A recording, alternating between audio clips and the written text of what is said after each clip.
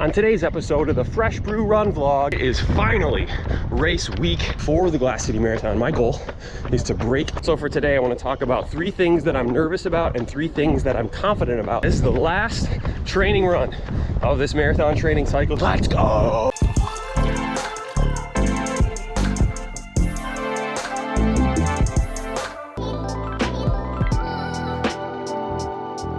Good morning, welcome to episode 121 of the Fresh Brew Run vlog. My name is Aaron and it is a great day for a run. It is finally race week. Started this training cycle the day after Christmas and we have made it to, I would say this is late April, and it is now full on taper mode, 6 miles, easy pace today. Just, you know, getting out here, getting it done. Honestly, I'm ready for this to be over. This has been the most difficult marathon training cycle I've ever done. The most frustrating, the worst weather. It's been a grind. And look, it's all by choice. You know, obviously I decided to do this and, you know, I stuck with it, but it hasn't been fun, especially compared to training for fall marathons. The weather's just much better. Running is fun. A lot of the runs I went on over the past few months have not been so fun, but we're here. What's done is done, and I'm just looking forward to the actual race on Sunday. So over the next few days, I'll talk about my race strategy, fueling, preparation, stuff like that as I gear up for the marathon. So yeah, finally, we made it. Nice. Nice. We get 3? We can. Nice. Triple nice at the world's worst intersection. I have begun obsessively checking the 10-day forecast, which I know is not accurate. You know, it's not accurate until we're like 2 to 3 days out, but so far not so bad. Mid 40s in the morning. The race starts at 6:30 a.m., which is probably the earliest I've ever started a marathon, but that's good because we won't even come close to whatever the high ends up being for that day. We'll run mostly closer to the low. Nice. Nice. Ooh, and a turn with no turn signal. All right, I'm gonna wrap this run up. Good run. It's a little strange on a Monday to not have a speed workout or a strength workout. You know, feeling rested on a Monday. What a strange world. So anyway, tomorrow's an off day, and then I'm back at it for another 6-mile easy run on Wednesday. So I will see you then. Good morning, happy Wednesday. It is a great day for a run. Just perfect weather today. It's sunny, it's like 55. Just a nice day. I'm on an easy 6-mile run. My taper continues today. I'm going to talk about my race strategy for the Glass City Marathon. So normally I don't talk about my pace on this channel pretty much ever, and that's on purpose. I don't think it's like particularly relevant to the content that I want to make. I take running seriously, but I'm not like the fastest guy in the world. I'm not trying to impress anybody, but I also want to have somewhat relatable content, so I just don't talk about my pace. However, there is a marathon coming up and pace is kind of important. So for the Glass City Marathon, my goal is to break 3 hours and 10 minutes. Now you may remember that was my goal in the fall in Toronto. Exact same goal, trained for that pace, and I came up short. I still ran my PR, but I missed my goal by about 10 minutes, had a terrible second half of the race. It was kind of bittersweet. Good to get a PR, but did not run the race that I wanted to run. So I've been tossing around a lot of different ideas for my strategy for this race, and I think I've settled on something.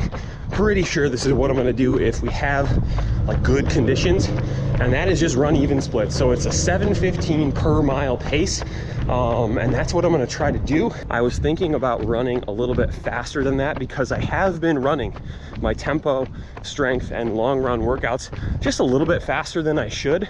So in theory, I've been training for faster than 7:15 per mile, but based on how the last marathon went, I don't want to take any risks.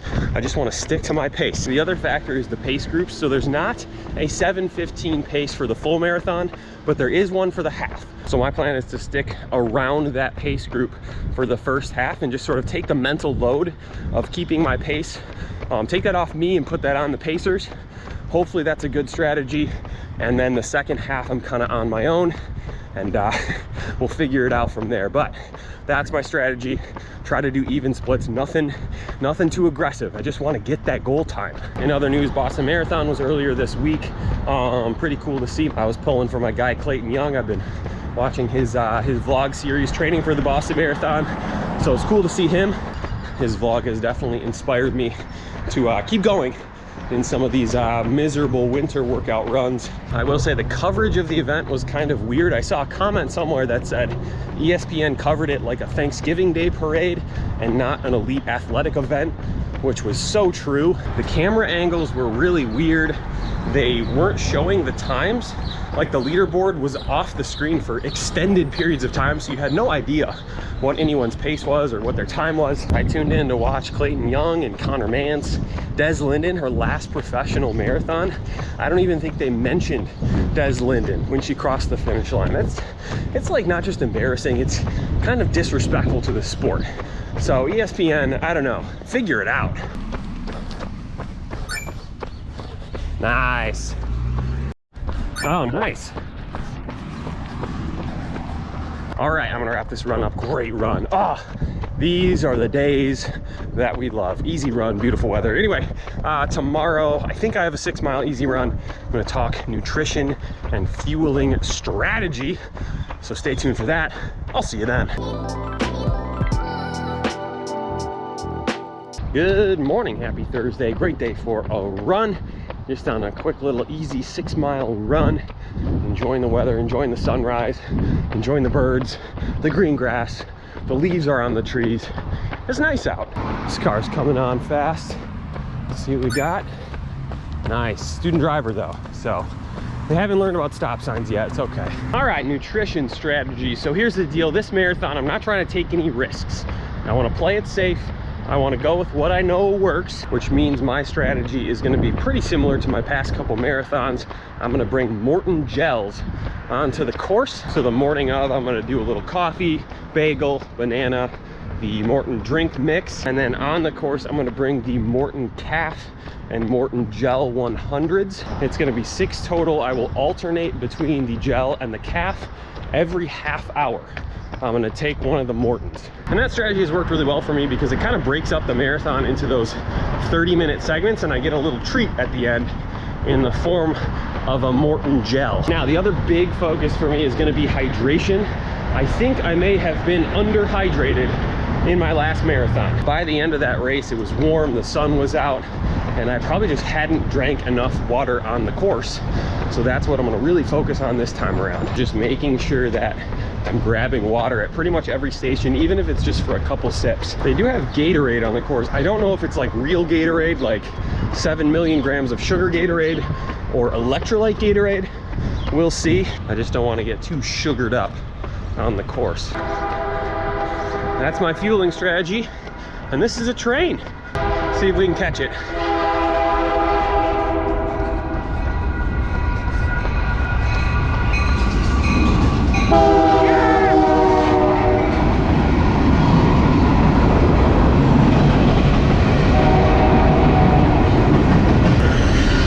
Also, I saw that Strava launched a new race predictor tool. I think it uses their AI that they put out a few months ago. Listen, Koros is very confident in my ability to run an extremely fast marathon according to their race predictor.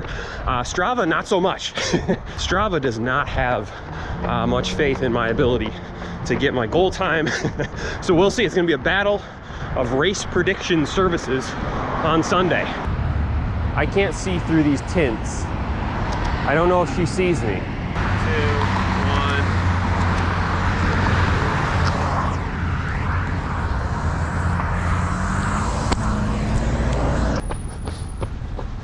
1. Nice. Oh, okay. Nice. I don't know if I can get this one. Nice. Rolling, rolling, rolling. All right, I'm gonna wrap this run up. Good run, good stuff. Tomorrow, I don't know what I'm running. Maybe 6, maybe 5. Who knows? It'll be Friday tomorrow, so I will see you then. Good morning, happy Friday. It is a great day for a run out here. 5 miles, easy pace. The mileage is starting to go down 2 days out. So quick weather update, it's looking good.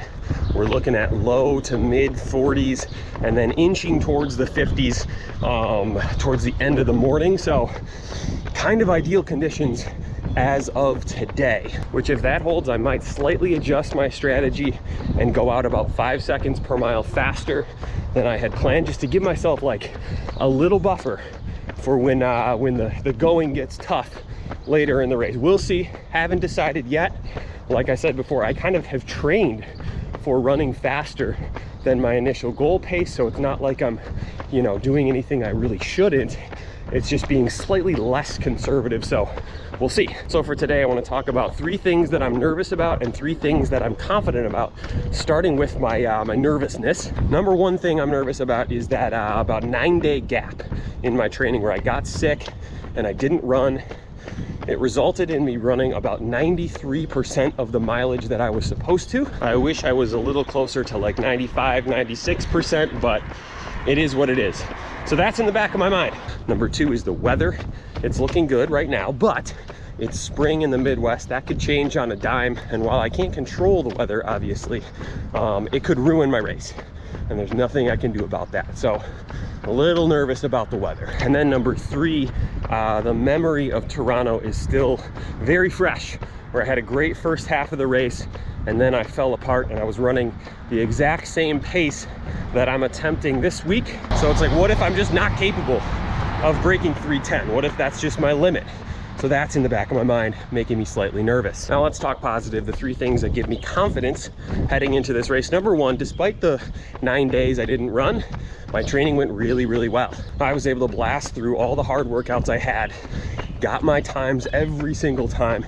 Even when I was coming back from being sick, I gained my fitness pretty quick. So when it comes to the workouts that I did do, that 93% or so, I felt like they were really good. Number 2, the course. So I haven't run in Toledo before, but I've heard that it is fairly flat, and it's a little bit of a smaller race.